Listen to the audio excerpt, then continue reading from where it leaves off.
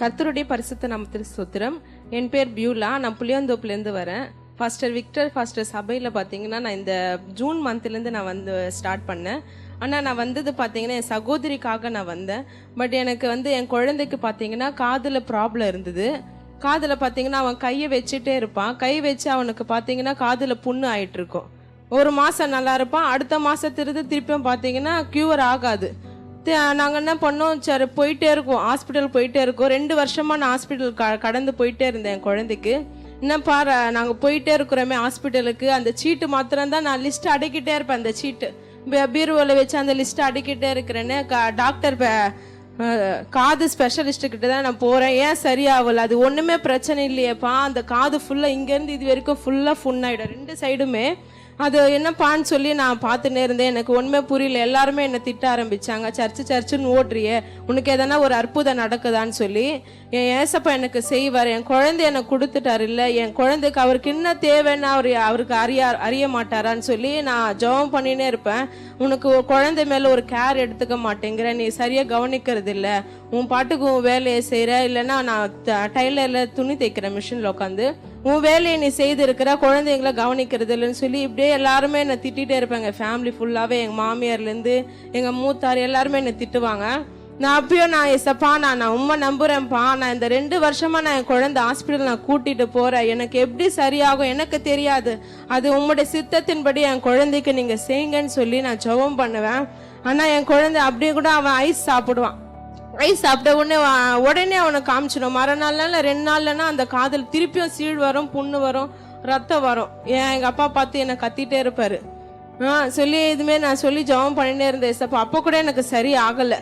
நான் இந்த வருஷம் பார்த்தீங்கன்னா நான் எப்படினாலும் 5ஆவது மாதம் பார்த்தீங்கன்னா இந்த வருஷத்தில் மே மாதம் என் மாமியார் ஊருக்கு போனேன்.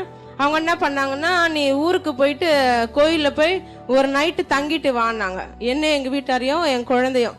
நான் போய் நான் என்ன சொன்னேன், நான் வரமாட்டேன், நீங்கள் போய்னா நீங்கள் உங்கள் பேரனை கூட்டிகிட்டு போய் நீங்கள் போய் தங்கிட்டு வாங்க, நான் வரமாட்டேன், நான் ஞானஸ்தானம் எடுத்தேன், நான் கோயிலுக்கெல்லாம் நான் கால் வைக்க மாட்டேன்னு சொன்னேன். அதுக்கப்புறம் அப்பயும் என்னை சண்டை போட்டாங்க. நீ எந்த கடலுமே இல்லையா, ஏசப்பா தானே உனக்கு உயிர், நாங்களாம் கும்பிடவே இல்லையா, ஏசப்பா நாங்களும் போவோம் வருவோம், நீ என்ன ரொம்ப இதுவாக பண்ணுறியன்னு சொல்லி ஒரு மாதிரியே என்னை திட்ட ஆரம்பித்தாங்க. அப்போ கூட நான் விடலை. ஏசப்பா நான் எப்படின்னா அந்த இடத்துல நான் போகக்கூடாது, எனக்கு போயிடணும், நான் அந்த கோயிலுக்கு போய் நைட் தங்கிட்டு வரணும்.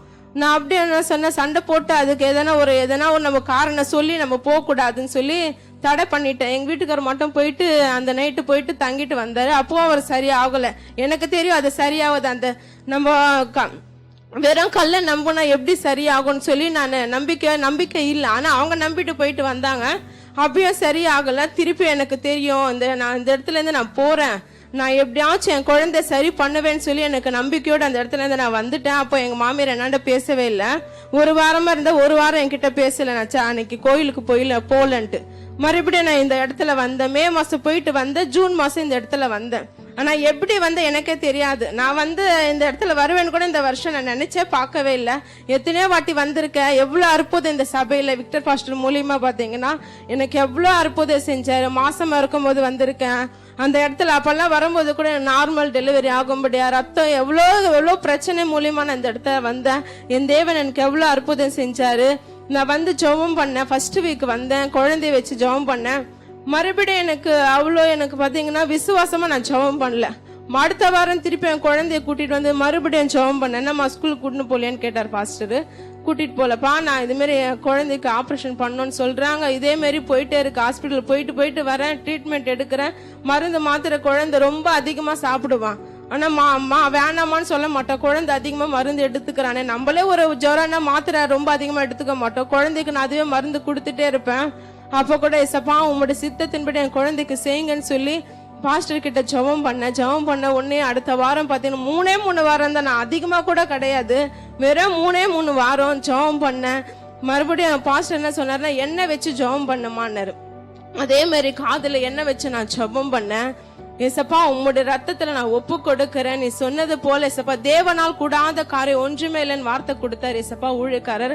அந்த வார்த்தையின்படி நான் சொல்லி ஜெபம் பண்ணேன். ஏசப்பா எந்த இடத்துல என்ன அவமானப்படுத்துறார்களோ, ஏசப்பா எந்த இடத்துல என்ன நிந்திக்கிறார்களோன்னு சொல்லி நான் கோயிலுக்கு தான் போனேன், சர்ச்சுக்கெல்லாம் போக கூடாது, என்ன தடை பண்றாங்கப்பா, நான் உண்மை நம்புறேன்ப்பா, உண்மை நம்புன நான் வெக்கப்பட்டு போக மாட்டேன்னு சொல்லி நான் கண்ணீரோட ஜெபம் பண்ணேன்.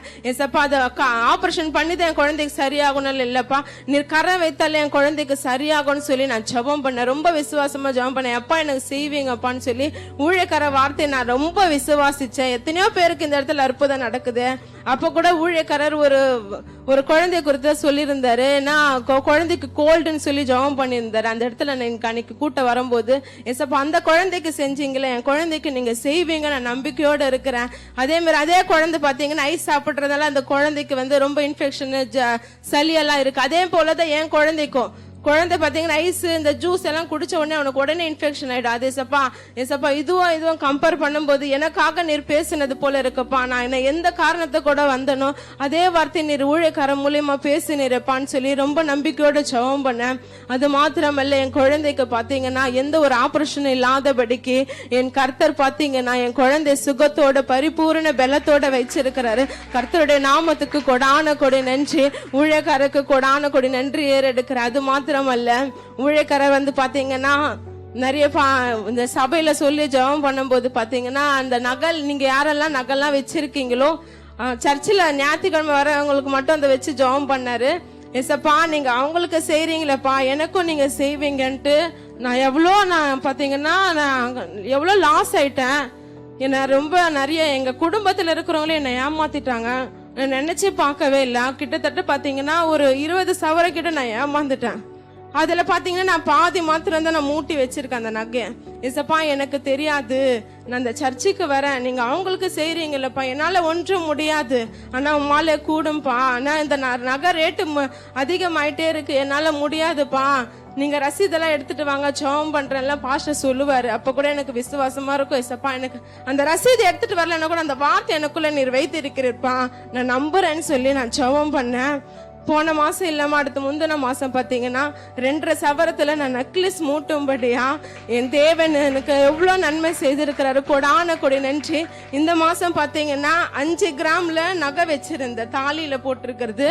அந்த 5 கிராம் இந்த மாசம் என்னால ஒன்றுமே இல்லை, வட்டி கட்டதான் நான் போன நினைச்சிட்டு இருந்தேன். ஏசப்பா நான் வட்டி தான் கட்ட போறேன், அது 2 வருஷம் ஆயிடுச்சப்பா, நான் எப்படிப்பா நான் அதை மூட்டுறது, என்னோட காசு எதுவுமே இல்லை. ஆனா எனக்கு எப்படி வந்தது எனக்கே தெரியல. எங்க அம்மாவா கூப்பிட்டு நான் உனக்கு 20,000 ரூபாய் தரேன்னாங்க, நீ பசங்களுக்கு கிரெடிட் பண்ணிக்கோன்னாங்க. அம்மா எனக்கு நான் அதை வேண்டாம், இந்த காசை கூட நான் நகை மூட்டிக்கிறேன்னு சொல்லி கர்த்தர் வார்த்தைன்னு சொல்ல விடவே ஊழியக்கார சொன்ன வார்த்தையின் பிரகாரமாக எனக்கு பாத்தீங்கன்னா நகையே வந்தது. எவ்வளவு அற்புதம் இந்த இடத்துல எனக்கு செய்தாரு. கொடான கொடை நன்றி. விக்டர் பாஸ்டருக்கும் கொடான கொடை நன்றி.